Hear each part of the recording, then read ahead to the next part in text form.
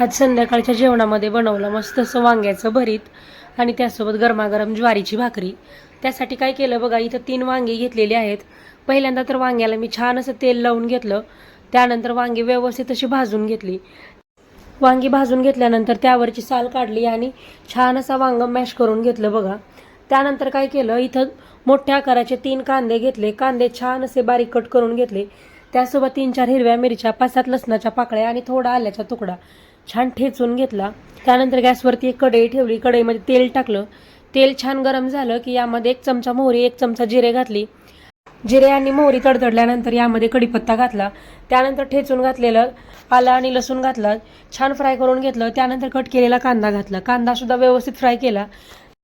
त्यानंतर मी यामध्ये बघा थोडीशी हळद, थोडं लाल तिखट, थोडा कांदा लसूण मसाला घातला, व्यवस्थित मिक्स करून घेतलं। आणि त्यानंतर यामध्ये बघा मॅश करून घेतलेलं वांग घातलं, चवीपुरतं मीठ टाकलं आणि 3 ते 4 चमचा इतकं भाजलेलं शेंगदाण्याचं कूट घातलं। व्यवस्थित असं मिक्स करून घेतलं। 1 ते 2 मिनिटासाठी बघा वांग छान परतून घेतलं।